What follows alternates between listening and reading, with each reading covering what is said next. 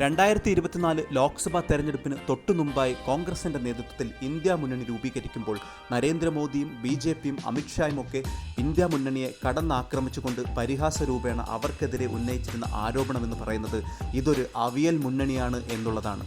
ഇനി ഒരു പക്ഷേ ഇന്ത്യ മുന്നണിക്ക് ഭരണം കിട്ടിയാൽ തന്നെ ഇവരുടെ പ്രധാനമന്ത്രി സ്ഥാനാർത്ഥി ആരാണ്, ആഴ്ചയ്ക്കാഴ്ചയ്ക്ക് പ്രധാനമന്ത്രി പദം ഇവർക്ക് തങ്ങളിൽ കൈമാറേണ്ടി വരും എന്നുമൊക്കെ ഇവർ പറഞ്ഞു പരത്തി. എന്നാൽ കാലത്തിന്റെ വിധി വിളയാട്ടം എന്ന് പറയട്ടെ, 2024 ലോക്സഭാ തെരഞ്ഞെടുപ്പിന്റെ ഫലം പ്രഖ്യാപിച്ചു കഴിയുമ്പോൾ 240 സീറ്റുകളുമായി കേവല ഭൂരിപക്ഷത്തിലേക്ക് എത്തിച്ചേരുവാൻ കഴിയാതെ കിതയ്ക്കുകയാണ് നരേന്ദ്രമോദിയും ബി.ജെ.പിയും. തുടർച്ചയായ മൂന്നാം തവണയും നരേന്ദ്രമോദിക്ക് അധികാരത്തിലേറണമെങ്കിൽ ചില ചെറു പാർട്ടികളുടെ അകമഴിഞ്ഞ പിന്തുണ വേണമെന്ന് സാരം. അങ്ങനെ സ്വയം അവിയൽ മുന്നണിയെന്ന് പരിഹസിച്ച് നടന്നിരുന്ന മോദിക്കും ബി.ജെ.പിക്കും മറ്റു പാർട്ടികൾക്കൊപ്പം ചേർന്നുകൊണ്ട് സ്വയം ഒരു അവിയൽ മുന്നണി രൂപീകരിച്ച് ഭരണത്തിലേറേണ്ട ഒരു സാഹചര്യം നിലവിൽ വന്നിരിക്കുന്നു.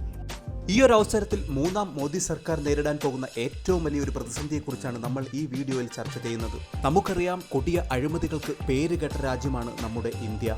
സർക്കാർ ഓഫീസുകൾ കയറിയിറങ്ങുമ്പോൾ നൽകുന്ന 100 രൂപ നോട്ട് മുതൽ ശതകോടികളുടെയും സഹസ്രകോടികളുടെയും വലിയ അഴിമതി കഥകൾ പറയാനുണ്ട് ഈ രാജ്യത്തിന്. 2014 സ്വിസ് ബാങ്കിൽ നിക്ഷേപിക്കപ്പെട്ടിട്ടുള്ള കള്ളപ്പണം മുഴുവൻ ഇന്ത്യയിലേക്ക് തിരികെ കൊണ്ടുവരും എന്ന് പ്രഖ്യാപിച്ചുകൊണ്ടാണ് നരേന്ദ്രമോദി ഗവൺമെന്റ് അധികാരത്തിലേറുന്നത്.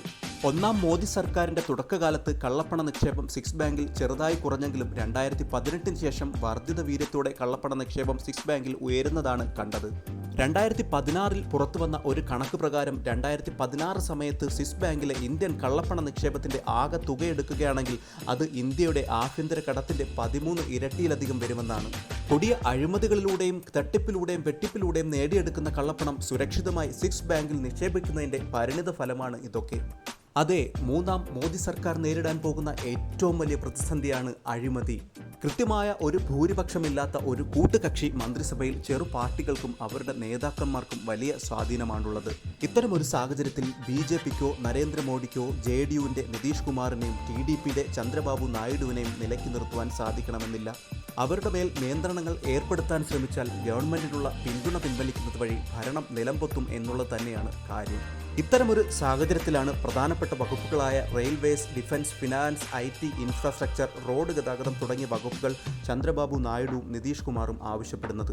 പൊതുവെ അഴിമതിയുടെ കൂമ്പാരവും വർഷാവർഷം സഹസ്ര കോടികളുടെ മെഗാ പദ്ധതികൾ നടപ്പിലാക്കുന്നതുമായ ഈ വകുപ്പുകളുടെ മന്ത്രിസ്ഥാനം ചന്ദ്രബാബു നായിഡുവിൻ്റെയും നിതീഷ് കുമാറിൻ്റെയും കൈകളിലേക്കാണ് എത്തിച്ചേരുന്നതെങ്കിൽ അത് ഇന്ത്യ കണ്ട എക്കാലത്തെയും ചില അഴിമതികളുടെ തുടക്കമായി മാറുമെന്ന് വേണം കരുതാൻ.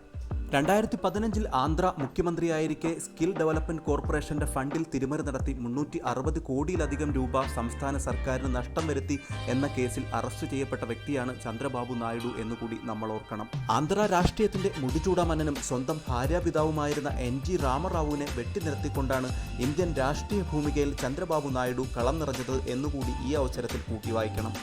നിലവിൽ സ്വന്തം പേരിൽ അഴിമതി ആരോപണങ്ങൾ ഒന്നും തന്നെയില്ലെങ്കിലും ബീഹാർ മുഖ്യമന്ത്രി കൂടിയായ നിതീഷ് കുമാർ നിയമിക്കുവാൻ പോകുന്ന മന്ത്രിമാർ കൈയിട്ടുവാരില്ല എന്നുള്ള കാര്യത്തിലും യാതൊരു ഉറപ്പുമില്ല. ഇത്തരത്തിൽ സ്വന്തം ഭരണത്തിന്റെ തണലിൽ വലിയ കെടുകാര്യസ്ഥതയും സ്വജനപക്ഷപാതവും അഴിമതിയും അരങ്ങേറുമ്പോൾ നാവനക്കാതെ അതൊക്കെ കണ്ടില്ല കേട്ടില്ല എന്ന് നടിച്ച് മിണ്ടാതിരിക്കുവാൻ മാത്രമേ ബി.ജെ.പിക്കും നരേന്ദ്രമോദിക്കും ഈ അവസരത്തിൽ കഴിയുകയുള്ളൂ. കേന്ദ്ര സേനകളെ ഉപയോഗിച്ചുകൊണ്ട് പ്രതിപക്ഷ പാർട്ടിയിലെ പ്രധാന നേതാക്കന്മാരെയെല്ലാം അഴിമതി ആരോപണങ്ങൾ ഉന്നയിച്ച് വേട്ടയാടിയ നരേന്ദ്രമോദിക്കും അമിത്ഷായ്ക്കും ഇത് വലിയൊരു തിരിച്ചടി തന്നെ. UPA സർക്കാരിലെ ടെലികോം മന്ത്രിയും DMK നേതാവുമായിരുന്ന രാജ നടത്തിയ ഇന്ത്യ കണ്ട എക്കാലത്തെയും വലിയ അഴിമതിയായ 2G സ്പെക്ട്രം അഴിമതിയൊക്കെ ഇത്തരത്തിലുള്ള കൂട്ടുകക്ഷി മന്ത്രിസഭയുടെ പരിണിത ഫലങ്ങളുടെ നേർക്കാഴ്ചയാണ്.